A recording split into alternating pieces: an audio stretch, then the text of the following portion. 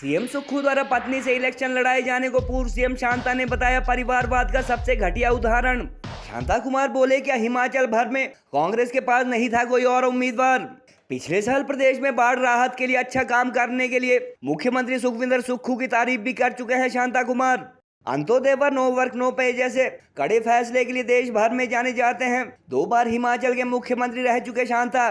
वर्ष 1989 में 2 विधानसभा व 1 लोकसभा सीट से जीतने के बावजूद शांता कुमार ने आरएसएस में राष्ट्रीय स्तर पर काम कर चुकी अपनी पत्नी से नहीं लड़ाया था चुनाव। प्रधानमंत्री मोदी के खिलाफ कड़ी टिप्पणियां करने के लिए भी जाने जाते हैं हिमाचल के स्वच्छ छवि के पूर्व सीएम। पत्नी से इलेक्शन लड़वाने के लिए देहरा से पूर्व कांग्रेस कैंडिडेट डॉक्टर राजेश मुख्यमंत्री पर लगा चुके हैं उन्हें बंदी बनाने जैसे गंभीर आरोप। प्रतिभा सिंह द्वारा लोकसभा चुनाव न लड़े जाने से हिमाचल कांग्रेस में पूर्व सीएम वीरभद्र सिंह का वंशवाद समाप्त समझा जा रहा है, तो वर्तमान मुख्यमंत्री का परिवारवाद हुआ शुरू। गत माह तक बार बार खुद को बिना किसी राजनीतिक परिवार से आने वाला मुख्यमंत्री बताते थे सीएम सुक्खू। क्या पूरे हिमाचल की कांग्रेस में कोई व्यक्ति नहीं था? पूरी कंस्टिट्यूंसी में कोई व्यक्ति नहीं था चुनाव लड़ने के लिए? मेरा ख्याल है देश में शायद ये पहली मिसाल होगी कि किसी प्रदेश का मुख्यमंत्री अपनी धर्मपत्नी को लड़ा है। ऐसा शायद कहीं हुआ नहीं होगा। परिवारवाद की ये सबसे घटिया मिसाल है, नहीं होना चाहिए। और कुछ नहीं कहना चाहता।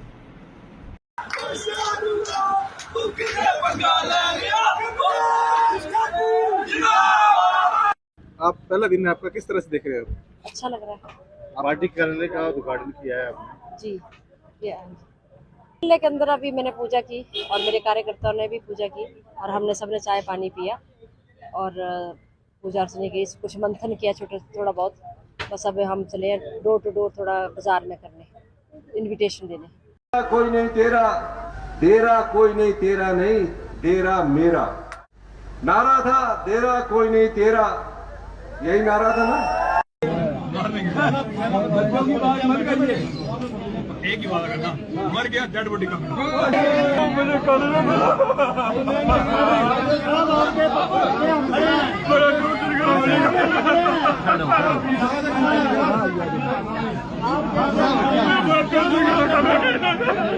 बच्चे ये कम की दी है उन्होंने, ये दी है उन्होंने।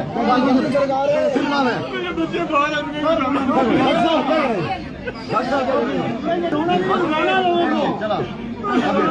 आपके साथ है, जो कैंडिडेट मिल गया उनको बड़ी मुश्किल से कैंडिडेट मिला है, तो बधाई की पात्र है, बधाई उनको सभी को। कैसे देखते हैं आप? फिर देरा को उन्होंने एक बाहरी कैंडिडेट दिया है। 75 साल से देरा में कांग्रेस का कोई अपना लोकल कैंडिडेट नहीं आया और फिर 75 साल के बाद उन्होंने एक बाहरी कैंडिडेट दे दिया। लोग देरा के बड़े समझदार हैं, उन्हें पता है कि लोकल क्या है और बाहरी का क्या है। जनता कांग्रेस के खिलाफ है और उन्हीं के नेता उन्हीं को चेतावनी दे रहे हैं और ये कह रहे हैं कि अगर मेरे साथ कुछ हुआ, अगर मैं इस जिंदगी के अंतिम सांस लेते लेते अगर चला गया तो उसका जिम्मेवार कोई नहीं, उसका जिम्मेवार हिमाचल प्रदेश के मुख्यमंत्री श्री सुखविंदर सिंह सुक्खू होंगे। देखिए, हम भी व्यक्तिगत तौर से माननीय मुख्यमंत्री जी से बात करेंगे। अगर वो राष्ट्रीय स्तर की बात करते हैं तो वो भी कोई राष्ट्रीय नेता से कम नहीं थे। उन्होंने राष्ट्र को भी उनकी सेवाएं दी हैं और प्रदेश को तो भला दी ही है। तो हम चाहते हैं कि रिज मैदान पर, क्योंकि इतने लोगों की आस्था जो उनसे जुड़ी है, लोग उनकी प्रतिभा देखना चाहते हैं, इसलिए हम इस बात को माननीय मुख्यमंत्री के सामने रखेंगे और मुझे विश्वास है कि वो लोगों की भावनाओं की कदर करते हुए इसको अवश्य स्वीकृति प्रदान करेंगे।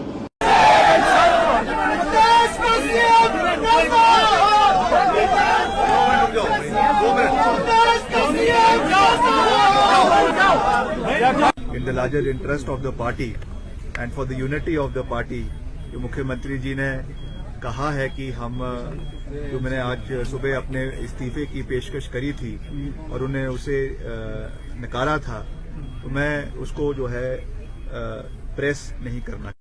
और दुख के साथ, भारी मन के साथ ये मैं कहना चाहूंगा कि जिस व्यक्ति का नाम लेकर कांग्रेस पार्टी की सरकार हिमाचल प्रदेश के अंदर बनी, 1 साल के अंदर जो मुगल सल्तनत के आखिरी शहंशाह थे बहादुर शाह जफ़र, उनकी एक लाइन है कि कितना है बदनसीब जफ़र दफन के लिए, 2 गज ज़मीन भी ना मिली कुएं यार में।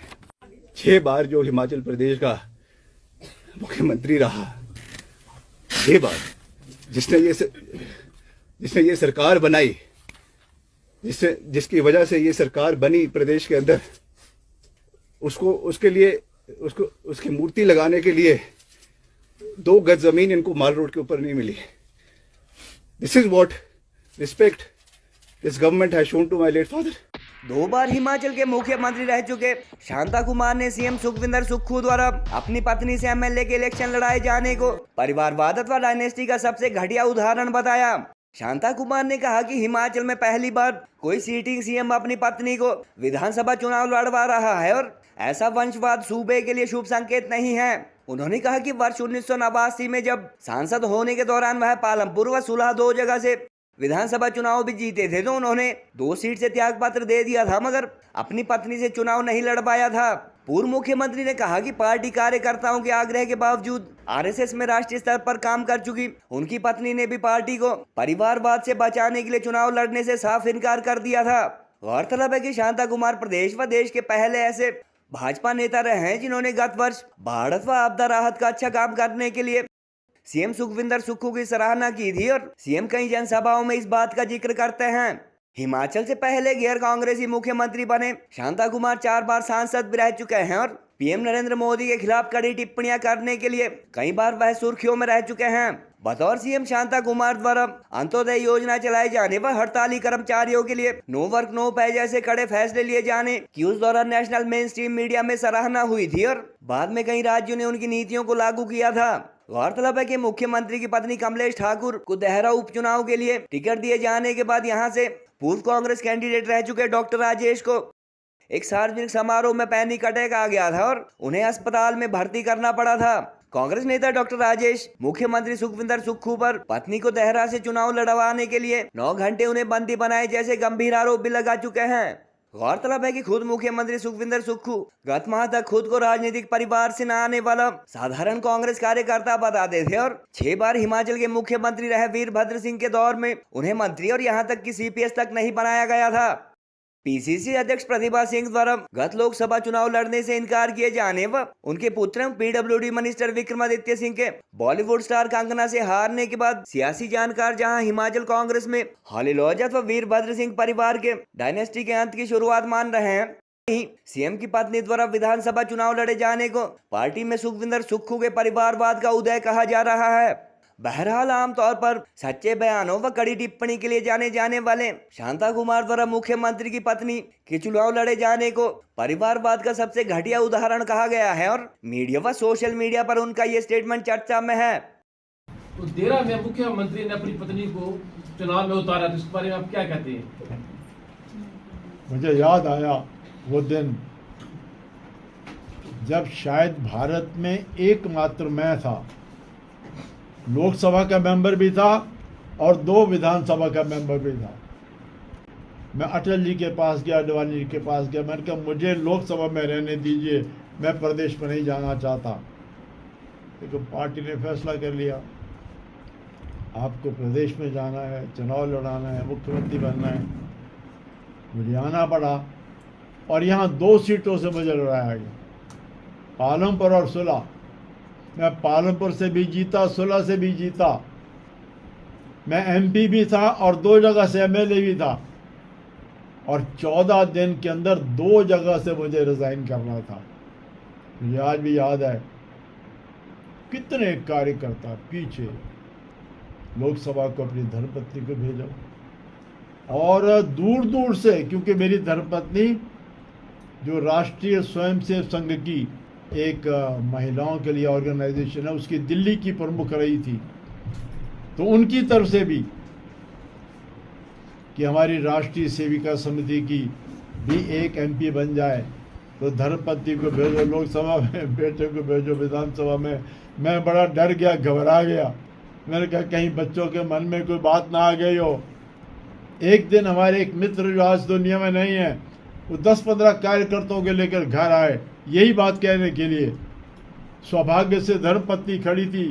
धर्मपत्नी कहने क्या बात है, मैंने कहा इनसे पूछ लो क्या बात है। जब उन्होंने कहा तो मेरी धर्मपत्नी जोर से बोली, क्या कह रहे हो आप, हमारे परिवार में ये मुख्यमंत्री बन गए, और क्या चाहिए, इस परिवार से कोई नहीं होगा। ये मुझे कह रहे कि आप इनकी बातें क्यों सुन रहे हो। संतोष मुझे नाराज हुई, आप इन कार्यकर्ताओं की बातें क्यों सुनते हो। 2 कार्यकर्ता चुनो और लोकसभा विधानसभा में भेजो, परिवार में मुख्यमंत्री हो गया और कोई नहीं चाहिए। मेरे कुछ कहने से पहले मेरी पत्नी ने ये कह दी। तो मैं तो उस पार्टी का सदस्य हूँ जिस पार्टी का ये विचार है। अब बदल गया सब कुछ, राजनीति बदल रही है। क्या पूरे हिमाचल की कांग्रेस में कोई व्यक्ति नहीं था, पूरी कंस्टिट्यूंसी में कोई व्यक्ति नहीं था चुनाव लड़ने के लिए। मेरा ख्याल है देश में शायद ये पहली मिसाल होगी कि किसी प्रदेश का मुख्यमंत्री अपनी धर्मपत्नी को लड़ा है। ऐसा शायद कहीं हुआ नहीं होगा। परिवारवाद की ये सबसे घटिया मिसाल है, नहीं होना चाहिए।